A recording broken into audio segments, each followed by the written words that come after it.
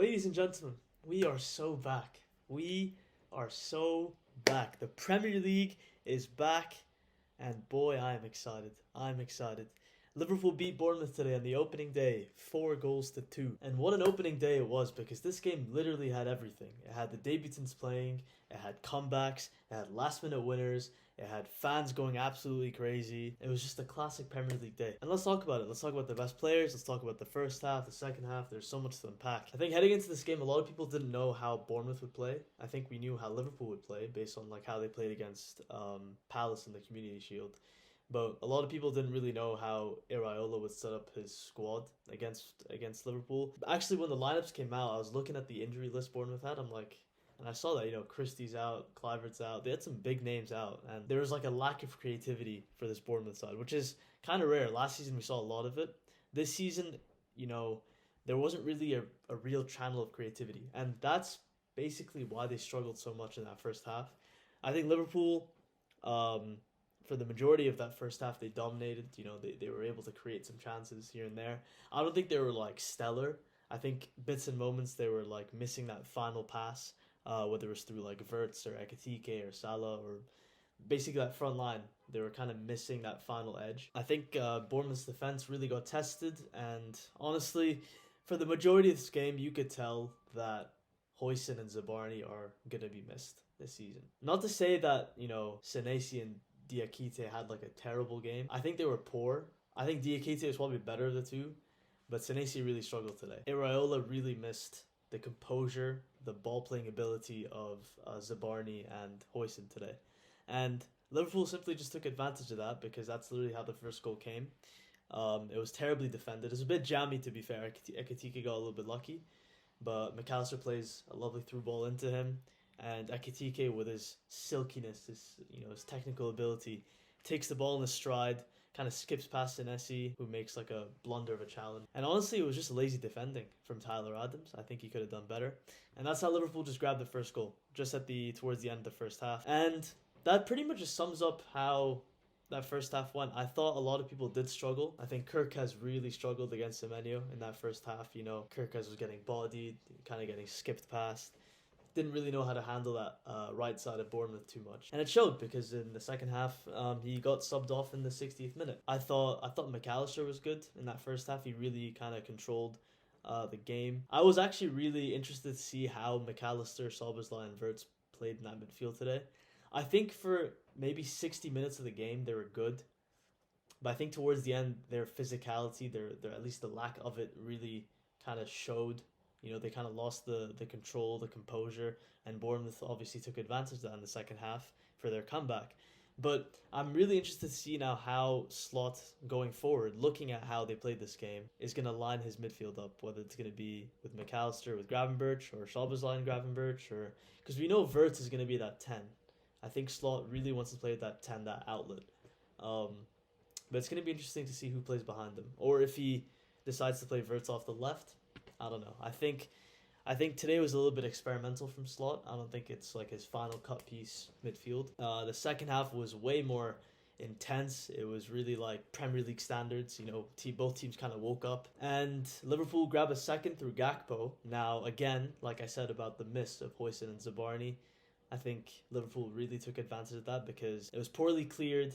The ball gets played into Ekitike, who lays it off to Gakpo, who just trickles in and around the edge of the box and just slams it and finishes at far post with, Gakpo with a signature ball striking ability. And at that point, I think a lot of people just called it. They're like, yeah, Liverpool are going to run away with this, 2-3-0. But something I really respect about Bournemouth is that they really don't give up, and that's because of their manager. Because their manager looked at how they were 2-0 down with no creativity, and I think the way he looked at it was like, we're 2-0 down. Let's try a different approach. Let's see how we can expose Liverpool, because Semenyo was doing bits on that right side. I think Frimpong got subbed off for, I think it was Endo, and Brooks was able to get the ball more on that left. So I think what Iraola did is that he subbed on a couple players that basically allowed Bournemouth to just kind of sit and just counter Liverpool and kind of use their wide players like Semenyo and Brooks to their advantage. And that's literally how they got both goals off the break. completely out of the blue. To be fair, it's not like Bournemouth are out of it the whole game. I think they were very much in it, but they just lacked that creativity up top. But because they were able to counter Liverpool, and they got caught out like 3 or 4 times. I think Bournemouth could have had 3 in that second half, to be fair. But it just showed how Liverpool, and we saw it in the Palace game, to be fair, how Liverpool would be in control after they go a goal up or 2 up or whatever. But I think their just defensive composure really let them down. And it let them down again this game. They were leaving spaces in behind. They had a really high line for some reason. And Semenyo really took advantage of that. He was picking up spaces in behind. Bournemouth always had like runners on the wings, kind of just to spread the defense out wide. Van Dijk was caught out again. He tried to catch Brooks offside, but he couldn't. And then Brooks eventually gets him behind, squares it to Semenyo, 2-1 Bournemouth. And you could literally hear a pin drop in Anfield, because as soon as that goal went in, the whole place was silent. It was bouncing 20 minutes ago, but as soon as that goal went in, 2-1, and from then, you knew that was Bournemouth's way to get back in. Counter and expose Liverpool defensively, and the spaces they left in behind. And lo and behold, that's how they grabbed the second 2. Salah and Szoboszlai are a little bit careless at the edge of Bournemouth's box. I think it was Traore who picks it up, plays in Semenyo, who just beats the line, and from then on, it's like a 4v2. And honestly, Semenyo had the chance to square it to, I think it was Brooks on the left. But instead, he just takes it on himself and just guides it past Alisson. And Alisson just stood still, couldn't move.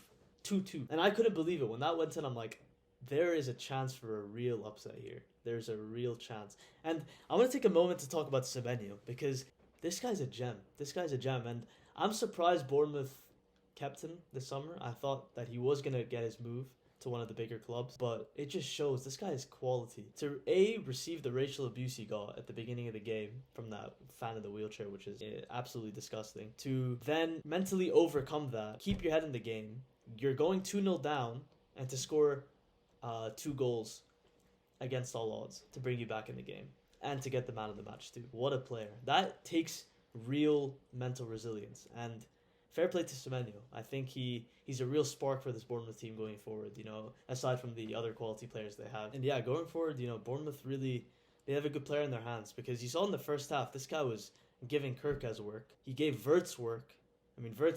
I'll talk about Wirtz in a sec, but this guy was everywhere in that first half. And that second half, he really did what he could, and he eventually grabbed 2 goals, and fair play. Now, going on to Wirtz, personally, I don't think he had like a terrible game. I was reading a lot of what Twitter was saying after the game, and this guy was getting slandered, which is crazy to me, because I don't think he had like a terrible game. I think people set his expectations way too high because he broke the British transfer record. He had like a couple good chances where he could have scored.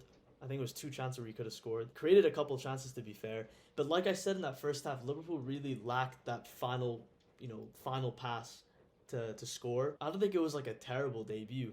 Yeah, it could have been way better. I'm not saying he played amazing or it was absolutely stellar. He could have been better, but it was not terrible. I think he's also just adapting to the physicality of the Premier League, because, like we saw in the first half, this guy would receive the ball so much, but Bournemouth were just on him like animals. Didn't give him much space, body checked him. It was kind of like a welcome to the Premier League moment for him, but I'm sure he's going to adapt.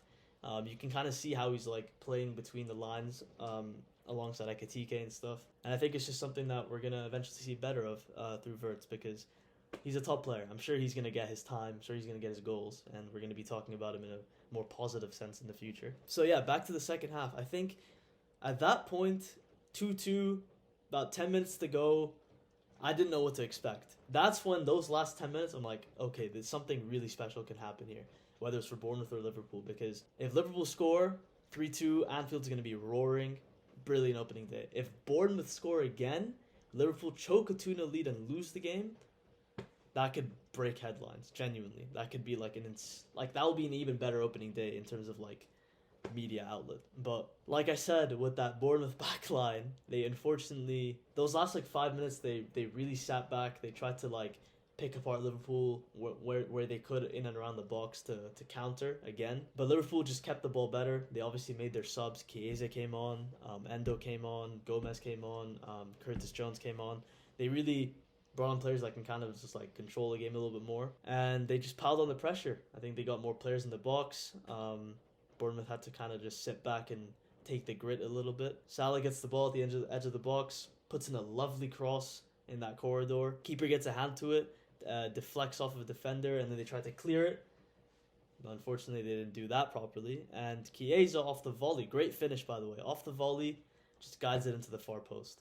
3-2, gets the winner. And that just sent Anfield into absolute heaven. And just when I thought, maybe Bournemouth could see it out, you can never just write off Liverpool. You can't. They have too much quality going forward. It's crazy.